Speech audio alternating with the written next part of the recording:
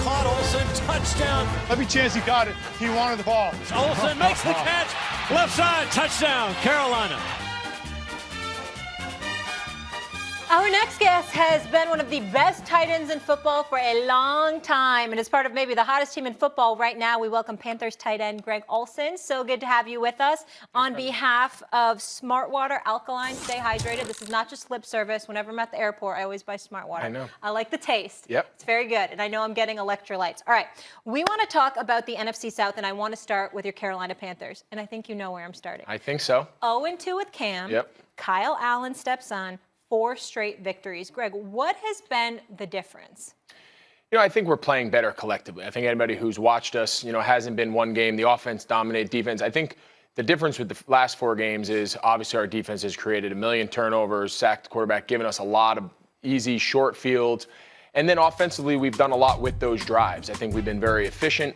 I think we've done a great job taking advantage of those opportunities, taking advantages of short fields, quick change of possessions going out, on their side of the field. And to win early in the year, we weren't doing that. We weren't playing complementary. If we were struggling on offense, we needed our defense to pick us up. And we just weren't in sync. In the last 4 weeks, we've done a nice job balancing each other out, and we've gotten a contribution from a lot of different guys. And that's our recipe. Over the years, when we play that brand of football, that's when we're at our best. Greg, I look at the Panthers, and I imagine the frustration. For years, it was the defense, Cam, but the problem with the offense was his best receiver was his tight end, and his best running back was him, right? And that was the offense that got you to a Super Bowl, and we're in a position to win in the second half of the Super Bowl. Now, all of a sudden, Cam's hurt, you're 34 years old, and now you get Christian McCaffrey, who now your best receiver is actually a running back, but he's also a great running back. What do you think? Have you and Cam talked about it? Have you considered it yourself? Damn, where was this guy when I was 29 and Cam was healthy? I know. It's fun to think about what could have been, but I still think all those opportunities are still here in front of us. I know I'm a little older. I know Cam's had his struggles with the injuries, as have I. But this is probably the most dynamic group of skill players we've had in our 9 years in Carolina. Since Steve Smith, we haven't had guys that can do what these guys can do with the ball, and not just Christian. DJ Moore, first-round pick from last year. Curtis Samuel, he was the same draft class as Christian, is as incredibly fast and dynamic with the ball in his hand, had a great game last week over in London. We are very young and talented if you take me and Cam out of the equation as far as age goes. But it's fun to see what these young guys are able to do, and as we continue to put this thing together and continue to evolve as the season goes on, I think we have a lot of opportunities to be pretty dangerous, especially when you add in that our defense is playing at that 2015 Super Bowl run level. Well, nobody's going to think about taking you out of the equation. Cam Newton, some would argue, might be another matter entirely, simply because the team is winning and Kyle Allen is doing such a great job in his absence or whatever. We know he's not Cam when Cam is 100%. But educate us about the kind of dilemma, not just from an organizational perspective, but from a player's perspective, to support the guy that is winning for you right now in the moment, while in the same breath being sensitive to the guy that has carried this franchise on his shoulders for so many years, knowing that if he's 100%, he's going to be ready to come back and take his spot, and that could potentially disrupt everything you guys have been doing. Yeah, I think what you said is the key. I think right now we feel like everyone needs to pick a side. I know our fan base, and there's Cam supporters, there's Kyle Allen supporters.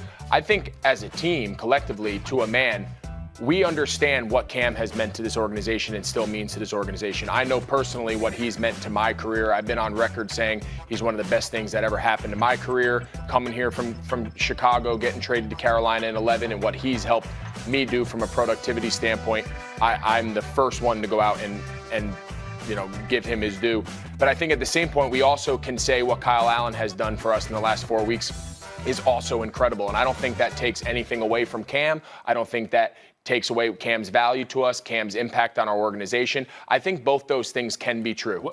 Real quick, Norv Turner shows up, and Cam Newton, I thought, I'm interested in your opinion on this, before he got hurt last year against the Steelers, that's the best I ever saw him play overall, including his MVP season. I was like, whoa, wait a minute. He's more accurate down the field. He's looking good. The team's looking good.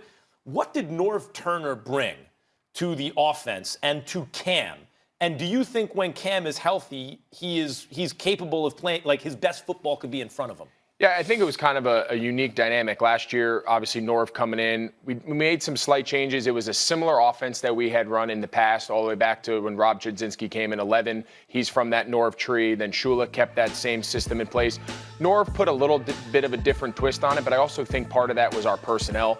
We didn't have Christian all those years back, guys like DJ and Curtis, where we can make short throws, long runs. In the past, it was always long throws, long gains, right? Because we needed to do a lot of our damage before the ball was completed. So Cam was forced to push the ball down the field, bigger targets between me and Kelvin and some of the bigger guys that we had. A lot of the balls were traveling in the air further down the field. Now we can throw a quick screen to DJ and Curtis. We can throw them a drag right ball out of the backfield to Christian, and they can be yards after catch. Exactly. Plus plays, explosive plays that don't require us. So that's when you see completion percentage numbers go up. So I think it was a very unique storm. I think it was part scheme, part Cam playing really well, and part the pieces that he had around him. Greg, let me ask you this. And I mean, you could also argue good problems to have. You have two great quarterbacks. We know what Kyle Allen's done, and we know Cam's a potential Hall of Famer.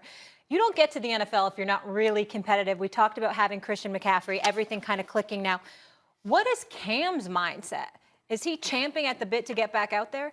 I'm sure he is. I mean, being around Cam and people that have followed him, he is the ultimate competitor. When he steps on the field, especially when he's feeling himself, we've seen over the years, in his mind, there's no one better on the football field than him. And I think that's his edge that allows him to have the success he's had all the way back through his year in Auburn. So I think the biggest thing for him, and I give him a lot of credit after that Thursday night game in Tampa where we didn't play well offensively, he felt he didn't play well. All of us shared in those struggles. I think for him to say to the team, listen, I need to get myself right. I'm obviously out there not playing to the level of expectation that I have for myself, that the organization, the fan base has for me, and I need to get myself healthy. I need to get myself back to when I step on the field, I feel I can do all the things that make me special. What's made Cam Newton special for 9 years hasn't just been his passing, right? We all have seen he has changed the game from the standpoint of a quarterback being a threat in both design runs and improv. And when that element was taken out of his game, he felt the effects, and as a result, the team felt the effects. So he's getting himself ready. When that is, we'll hopefully find out here in the next couple weeks, maybe, and then we'll take it when we get there. What difference do you see in Cam Newton now compared to what you've been witnessing over the course of his career, and is it a good or bad thing? I've seen a great evolution in Cam. I've seen a maturity. I've seen him, seeing how he is with his kids and as a father and all those things. When I first came in the league, he was a young 22-year-old, 1 year in college, came busting out, and to see him evolve into, the maturity and to see how he handles his business. He takes a lot of pride in his preparation. He takes a lot of pride in his offseason and how he maintains his body. I've seen a great, growth. The thing that's hurt Cam over the years is one of the things that unfortunately is the reality of this game, and that's injury. And you can do everything you can in the world, but you can't help but get a foot sprain on turf up in Patriots because you hit your foot right. Trust me, I know all about it. I want to ask you about that for you. So we've been asking you a lot about Cam, but I've always been interested in your career because you were a great tight end playing in Gronk's shadow, like in terms of the position. When people talk tight ends, they talk Gronk first. And then people who are like, want to argue, oh, look at Greg Olsen, look what he's doing. Then you get hurt. You haven't played a full season now since 2016. Yep. And now Travis Kelce's getting a lot of shine, right? As a competitor, as a guy who's played just about as well as anyone who's ever played it, not many, I wouldn't take you first all-time tight end, but it doesn't get much better than you at tight end. How do you feel as a competitor watching that was Gronk's era, and now people are talking about Travis, and I'm hurt right now, and what is that about? Yeah, it's true. I'd be lying if I didn't say that's been part of my whole career. It's just the reality. I'm not the most flashy guy. I'm not the guy that's making the sound bites. I'm not the guy that's dancing in the end zone and doing the fun things that in today's world gets a lot of attention. I have played in kind of the ultimate era of tight ends. I mean, some of the most productive tight ends of all time have been since I've come into the league. At the beginning of my career it was Gonzalez. Witten is still going. Antonio Gates now, obviously, I think being done. I don't know if he'll be back. I've kind of been in the golden era of tight ends, and sometimes you lose out to some of those guys. But I think when people take a seat and sit down and say, all right, let's look at the productivity over this stretch of years, guys that have played during my career, you know, all You the still names. got it? Or you still got like what mean, level if are you you look at capable of performing at right now? You know, I don't think there's anything any of the guys in the league that are much younger than me, what they can do. A lot of it, you know, obviously is opportunities. I have a lot of other talented guys in my offense that we're going to spread the ball. It's not 2015, 16 anymore where I'm getting 1,000 yards every year because I'm getting 110 targets. And that's okay with me. But I know what I'm able to do. And I think when people take a look at my production over my career, you can stack it up against any of these other guys. And I think people would be surprised at where I fall on that list. And the reality is I'm ahead of a lot of these guys. And it was quieter. It was in a run-first offense.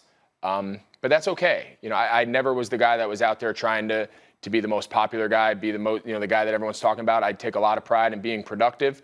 Those 2 years obviously were difficult. I went 10 years without missing a game, and then 2 years where I was just really struggled with this foot. And I'm feeling good now. I feel like I'm able to run again for the first time in 3 seasons. And it's been fun. Look forward to it. Yeah, no question.